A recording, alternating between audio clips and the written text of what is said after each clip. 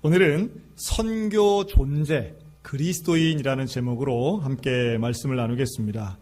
오늘은 교회가 하는 중요한 사역 중에 세 번째 선교에 대해 말씀을 드리는데요.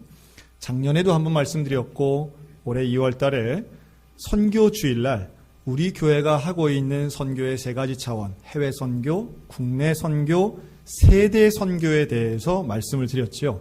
그리고 우리 교회가 후원하는 교회를 하나하나씩, 그래서 그날은 시간이 좀 많이 걸렸어요. 하나하나 소개하고 말씀을 드렸는데, 오늘은 지난 1년간 해온 우리 교회의 선교 사역과 앞으로 나아갈 이 선교의 방향성을 이 신약에 나오는 안디옥 교회와 비교하여 말씀을 드리려고 합니다. 여러분, 먼저 선교라고 하는 것은, 선교는 무엇인가? 여러분, 이 질문은 우리가 다 알고 있는 답이긴 하지만 간단하게 이야기한다면 땅끝까지 어디라도 누구에게라도 복음을 전하여 그리스도인이 되도록 하는 것, 여러분, 이것이 선교입니다. 물론 선교와 전도 거의 같은 개념인데요. 우리가 좀 전도를 기억하기 쉽게 하려면, 전도는 뭐냐 하면 도를 전하는 게 전도 아니겠습니까?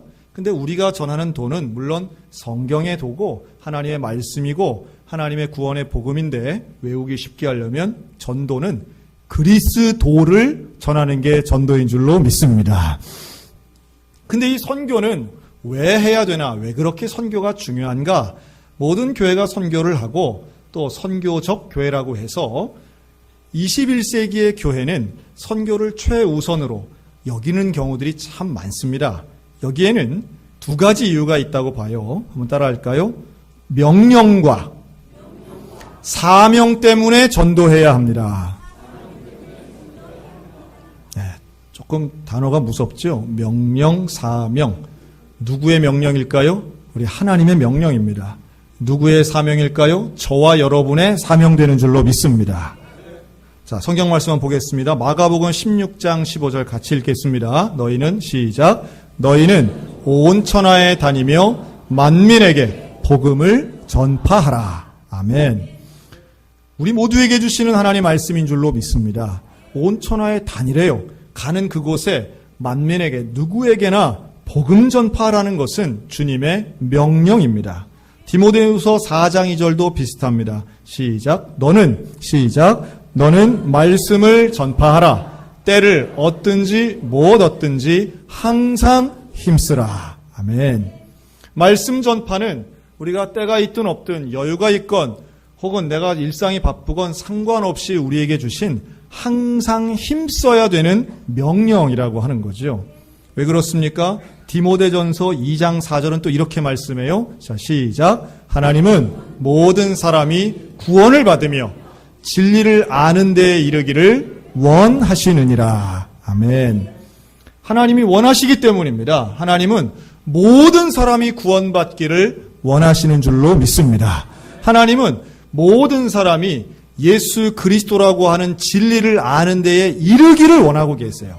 그러니 그걸 먼저 아는 저와 여러분이 여기에 순종하는 것은 마땅하고, 이것을 전하는 선교는 우리 소양교회의 사명인 줄로 믿습니다. 이 사명에 대해 사도 바울은 이렇게 고백을 합니다.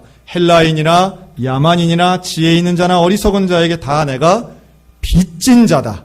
그러므로 나는 할 수 있는 대로 로마에 있는 너희에게도 복음 전하기를 원하노라. 바울이 스스로를 뭐라고 표현하느냐면 빚진 자래요. 빚진 자.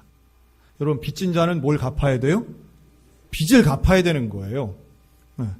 이 빚을 갚는 것처럼 우리는 전도는 해도 되고 안 해도 되는 것이 아니라 마땅히 해야 되고, 내가 이것은 죽을 때까지 해야 되는 일이고 갚을 때까지 해야 하는 일이라고 하는 게 바울의 고백인데, 오늘 저와 여러분도 이 빚진 자의 마음을 가지고 복음 전하는 모두가 되시기를 주님의 이름으로 권면합니다.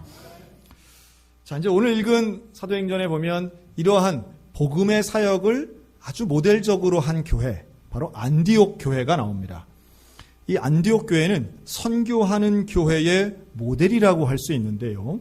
이 안디옥 교회의 선교를 이 한마디로 좀 요약을 하면 이렇게 요약을 할 수 있을 것 같아요. 한번 따라 하실까요?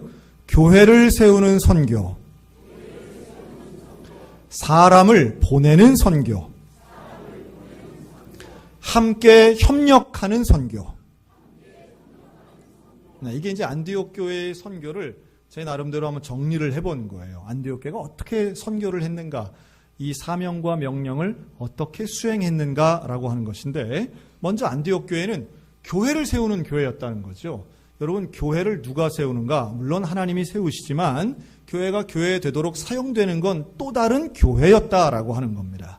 그래서 이 안디옥 교회는 많은 교회를 세워요. 에베소 교회, 빌립보 교회, 골로새 교회, 고린도 교회, 데살로니가 교회 등 이 모든 이방 지역에 있는 땅에 교회를 세우는 교회가 안디옥 교회였다는 거예요. 여러분, 이 땅에 있는 교회 중에 소양교회만 잘 돼야 됩니까? 모든 교회가 다 잘 돼야 됩니까? 모든 교회가 다 잘 돼야 됩니다. 세워져 있는 여호와의 이름으로 세워진 모든 교회는 다 잘 돼야 되고, 그 잘 돼야 되는 교회다운 교회 되도록 하는 것이 우리 모두의 소원이 되었으면 좋겠습니다. 교회를 세울 때에 어느 교회나 쉬운 것은 없습니다. 하지만 교회를 세우는 교회가 바로 이 안디옥 교회였다는 거예요. 근데 교회를 세운다는 의미는 건물을 짓는 것은 두 번째예요. 건물이 아니라 사람이 먼저인 것입니다.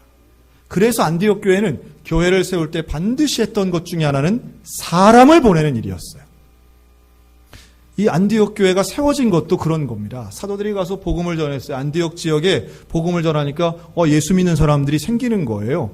그 소문이 예루살렘에 들리고 그 사람들을 위해서 바나바를 파송합니다. 그리고 바나바가 가서 열심으로 가르쳤더니 무리가 더 커지고 안디옥 교회를 통해서 참 좋은 교회가 되는 거죠. 그랬더니 이 안디옥 교회가 이번에는 바울과 바나바를 파송하는 교회가 되더라는 겁니다. 사람을 보내는 교회, 교회를 세우는 교회.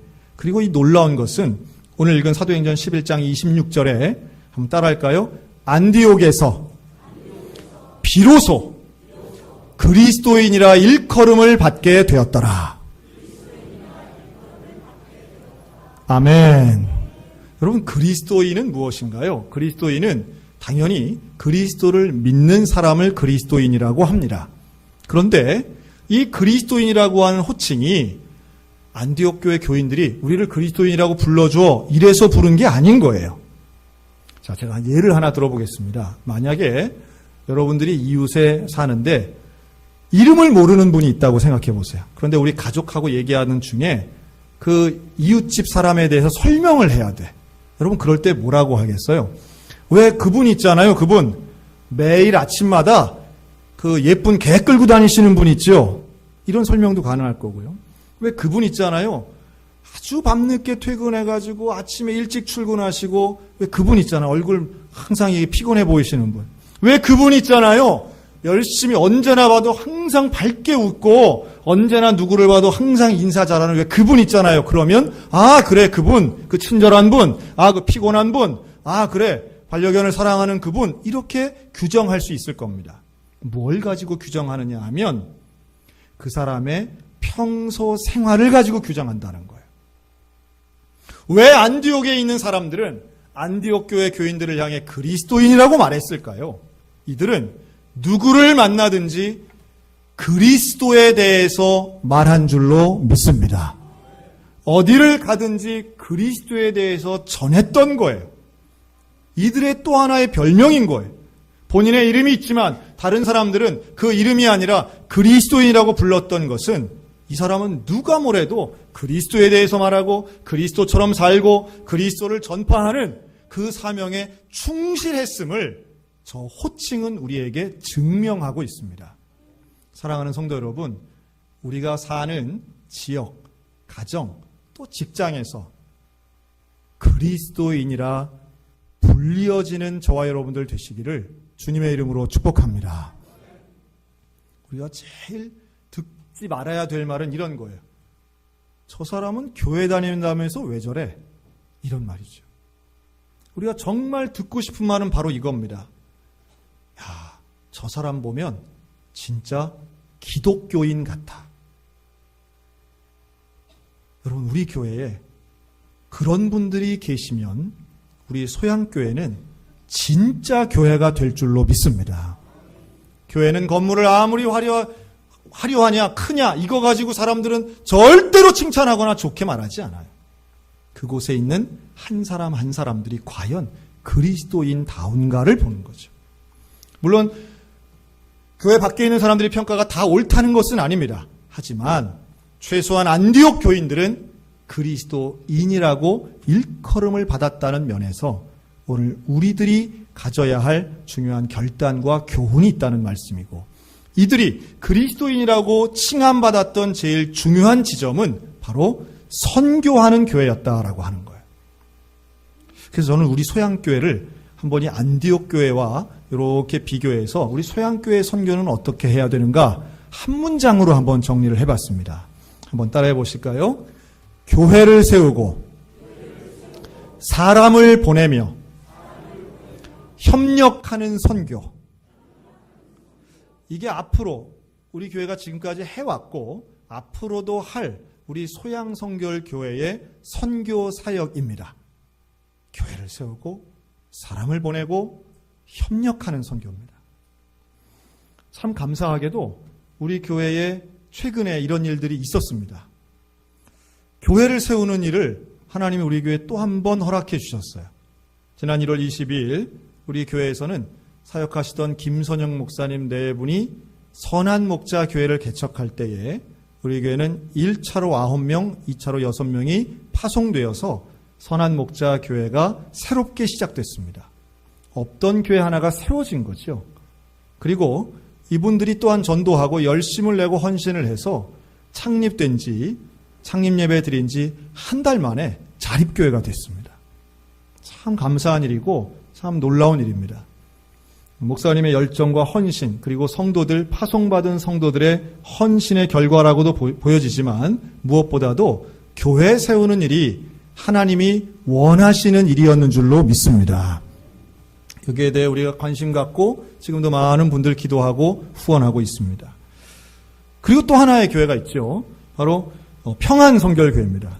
우리 1월 15일 날, 그러니까 거의 같은 때에 우리가 이렇게 파송을 했는데요. 1월 15일 날 우리 임동영 목사님 가정을 우리 평안교회에 파송을 했습니다.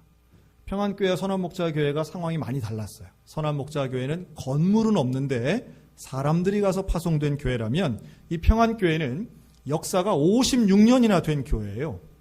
지난번에도 한번 설명드렸죠. 이 교회는 우리 소양교회 2대 목사님인 이만선 목사님이 개척하신 교회입니다. 그런데 우리 교회랑 역사가 그렇게 큰 차이도 나지 않아요. 그런데 50여 년이 지난 다음에는 우리 소양교회하고는 보여지는 것이 많은 차이가 나는 교회가 됐습니다. 그래서 이 교회 임 목사님 가실 때에 교인이 한 명도 없어서 문을 닫고 있던 교회예요. 이 교회 목사님이 하다하라 쌍둥이 데리고 가서 이제 우리 교인들과 함께 정리하고 청소하고 다시 건물도 손보고 이래서 평안교회가 새롭게 문을 연 것이 올해 봄입니다. 여러분, 교회를 세웠지요? 그럼 그 다음은 뭐 해요? 사람을 보내야지요. 억지로는 못 보냅니다. 그래서 우리 교회가 했던 지난 1년간 올해 참 좋았던 일들은 주일 예배를 2부 예배 드리고 한 구역씩 이 평안교회에 파송했던 일이에요. 지난 9월 달에도, 9월 말에도 우리 현대 1구역 다녀오셨습니다. 가면 또 꼭 구역들이 또 사진을 또 찍으시더라고요. 또 효자 2구역도 다녀오셨어요. 또 최근에 현대 2구역 갔다 오시고, 지난주에도 또 좋은 옥천구역 갔다 오시고, 오늘은 거두리 구역 식구들도 기도하고 갔습니다. 그런데 우리 구역 식구들이 갔다 오시면 동일하게 하는 말씀들이 있어요. 예배에 감동이 됐어요.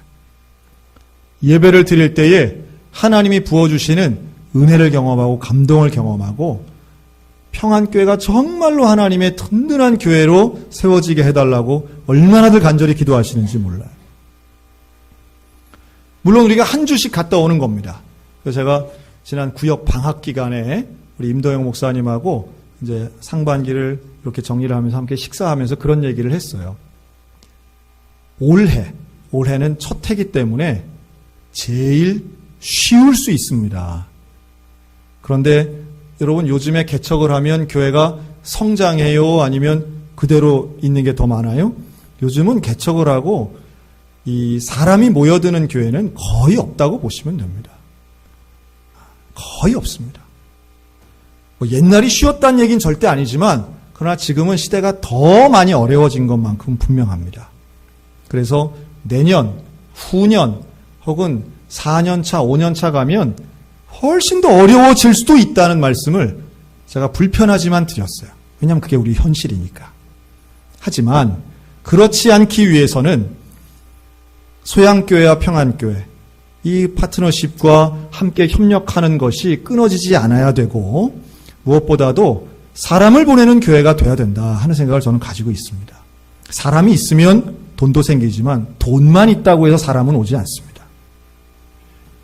그래서 저는 기도하고 있습니다. 하나님, 이렇게 구역 예배 가서 예배 드리고 하나님이 마음을 주시면 또 평안교회에 대해서 사명하는 마음, 하나님의 부르심이 있는 분들이 계신다면 또 평안교회도 우리가 보내드릴 수 있으면 좋겠습니다. 파송하면 좋겠습니다. 뭐 다 가라는 말씀은 아닙니다. 다 가라는 얘기는. 이런 말은 담임 목사 정말 제일 힘든 얘기 중에 하나예요. 하지만 우리 교회만 잘 되는 것이 아니라 이렇게 어려운 작은 교회에 일꾼이 가고 파송되는 사람들이 가서 함께 교회를 세워가는 것이야말로 이 시대의 전체를 보는 하나님의 시각에선 참 원하시는 일이기 때문에 그렇습니다. 계속 이어집니다. 우리 평안교회 가서 예배를 드리고 또 파송받는 구역들이 계속 생기는데요.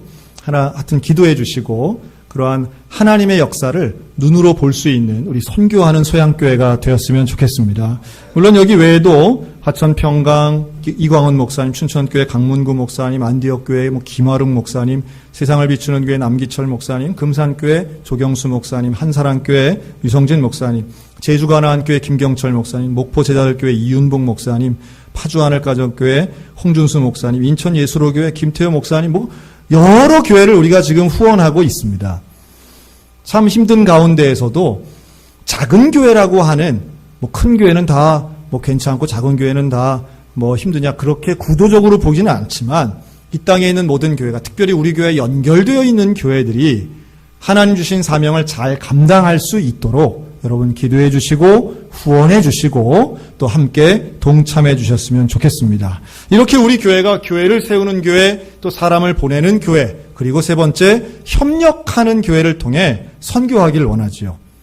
우리가 이 협력한다라고 할 때는 전 세 가지 차원이 있다고 봐요. 하나는 해외 선교사들과 협력하는 겁니다. 해외 선교사들, 우리가 가지 못하는 그곳에 계시는 현지 사역자들과 협력하는 거고, 두 번째는 지역에 있는 다른 교회들과 협력하는 것이고, 세 번째는 바로 선교를 목적으로 한 여러 기관들과 협력하는 겁니다. 그래서 특별히 해외 선교 같은 분야는 우리 소양교회가 앞으로 더 많이 관심을 갖고 지속적으로 도와야 될 분야라고 봅니다. 단기 선교도 가고 요즘 필리핀이나 칠레나 인도나 또 올해는 우리 아프리카에 있는 잠비아까지 지금 후원하고 선교하고 있는데, 선교 현장도 우리가 가서 보고 또 실제로 선교 훈련을 받고 이러한 단기 혹은 장기 선교사 지원이나 후원을 통해서 우리 교회가 해외 선교 사역, 정말 우리가 앞으로는 장기적으로 계획을 세워서 해야 할 부분이다 생각이 있고요.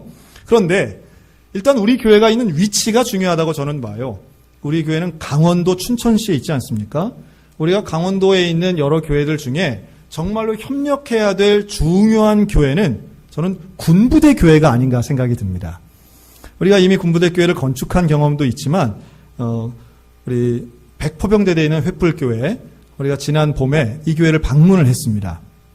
그래서 가가지고 정말 많이 갔어요. 이날 많이 가서 함께 예배드리고 우리 학생들 월십도 하고 맛있는 것도 먹고 군부대 부대밥도 먹고 또 부대장이 배려해 주셔가지고 전차도 타고 막 이랬습니다.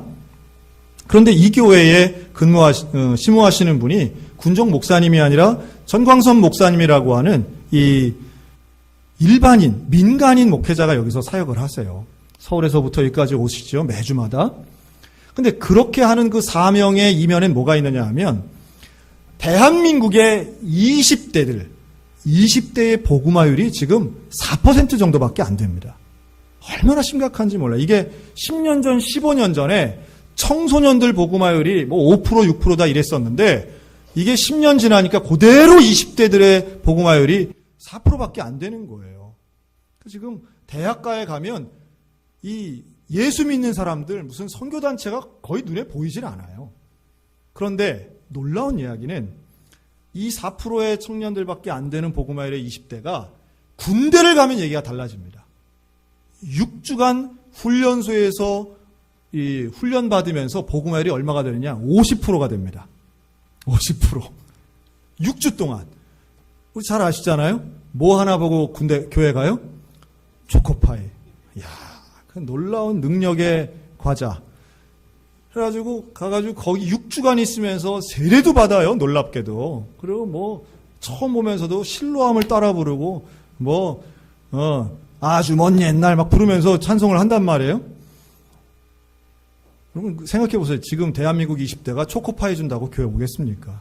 특수한 상황이죠. 물론 여기에 대해서는 좀 비판적인 시각이 있는 것도 사실입니다. 그 세례가 정당하냐 뭐 이런 비판도 있기는 하지만 여러분 그러나 그들은 복음을 듣고 그것을 특수한 상황이지만 수용을 하기 때문에 세례를 받는 거예요. 물론 이것이 자대 배치를 받으면 또 이야기가 달라집니다. 자대 배치를 받으면 복음화율이 24%로 떨어져요. 그러니까 훈련병 때는 매주 교회 나가도 자대에 오면 또 직급이 올라가면 진급하면 덜 나가긴 하지만 그래도 여러분 4%에 비하면 24%면 얼마나 대단한 거예요. 이 군복음화 선교회의 통계인데요. 이걸 생각하면 군대라고 하는 이 특별한 기간 동안에 우리가 복음을 전하고 다음 세대를 전도할 수 있는 그러니까 황금어장이란 말이 정말 무색하지 않다는 거예요.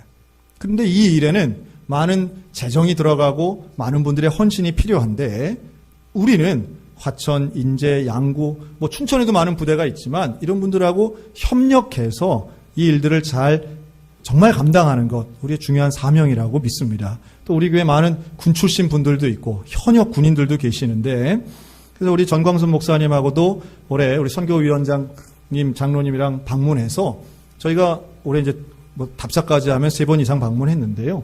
그 예배당에 뭐 냉방기도 새로 설치해드리고 그리고 후원금도 훨씬 더 많이 보내드리고 있습니다. 내년에 우리가 또 여길 방문할 것이고 이렇게 지속적인 관계에 있는 좋은 부대교회도 있고 또 그렇지 않고 우리가 단기적으로 또 지원하는 일들도 더 많아졌으면 좋겠다 하는 생각이에요. 그리고 또 하나의 축이 있습니다. 우리 교회의 위치는 여기가 우리가 도청 앞에 있는 게 아니라 도청이 이제 우리 교회 앞에 있죠. 그리고 지금 또 시청 건물도 올라가는데요.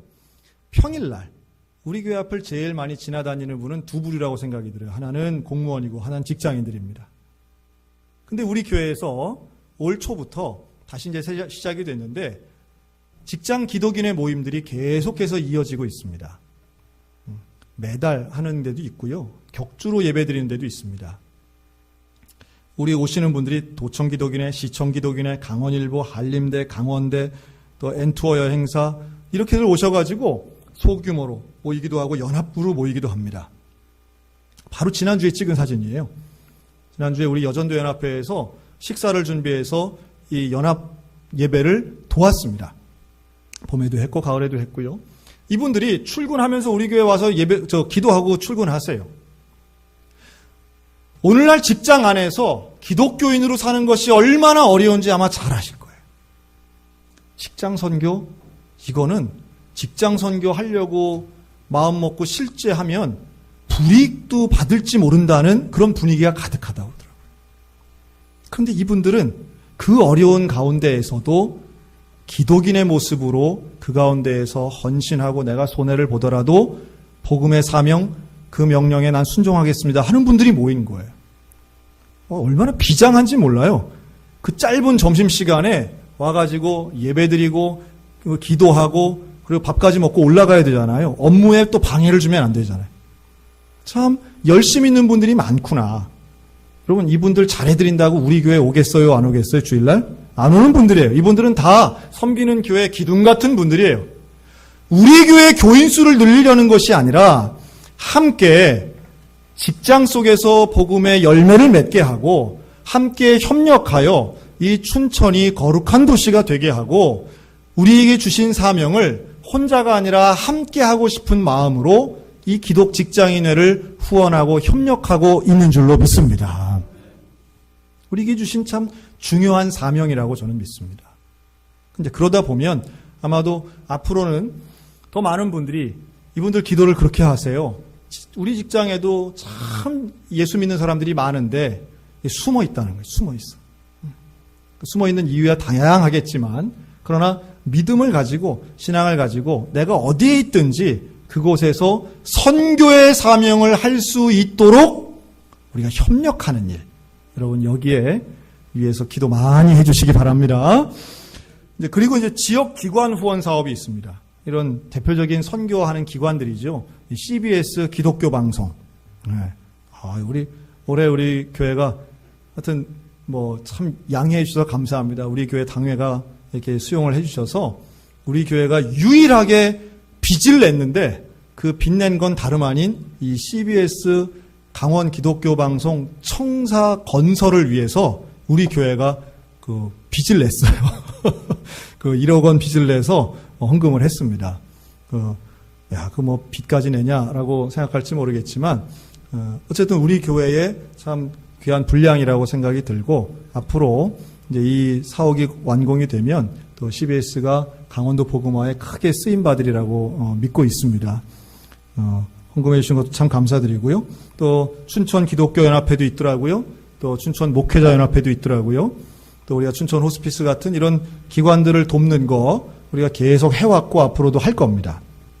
또 우리 교회 1년에 한 번씩 같이 협력해서 예배드리는 기도원 협회 같은 기관들이 있죠. 우리 춘천이 참 이 기관이 잘 돼 있더라고요. 이 기도원 협회만 해도 세계 175개국에 14만 회원이 있는 단체입니다. 대한민국 남자들 중에 이 기도원 성경 안 보신 분 없을 거예요. 지금까지 전 세계 10억 권 성경을 발행한 기관이 바로 이 기도원 협회입니다.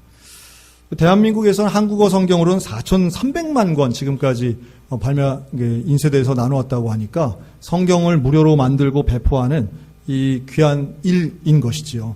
그래서 이러한 선교단체나 기관들과 후원하고 협력하는 것. 또 우리 교단도 마찬가지입니다. 서울신학대학이라든가 한국성결신문이라든가 문중경 기념사업도 우리가 꾸준하게 후원하고 협력하고 있습니다. 이런 협력 선교는 이 복잡해지고 다원화되는 이 사회 속에서 진짜로 필요하고요. 또 전문되는 어떤 그런 구역이라든가 기관이라든가 이런 일들을 통해 선교의 다양한 방법을 모색하는 것, 우리 교회가 앞으로 나아가야 할 방향입니다. 그래서 소양교회는 우리의 존재의 목적 중에 참 중요한 것이 선교 존재다라고 하는 겁니다. 우리 옆 사람 보고 당신은 선교적 존재입니다. 시작. 당신은 선교적 존재입니다. 말이 좀 어려워 보이지만 우리가 존재하는 이유가 선교에 있다라고 하는 거예요. 우리에게 주신 사명과 명령을 잘 감당하면서 협력과 헌신을 통해 교회를 세우고 사람을 보내고 협력하는 선교하는 교회, 우리 소양성결교회가 되시기를 주님의 이름으로 축원합니다. 아멘.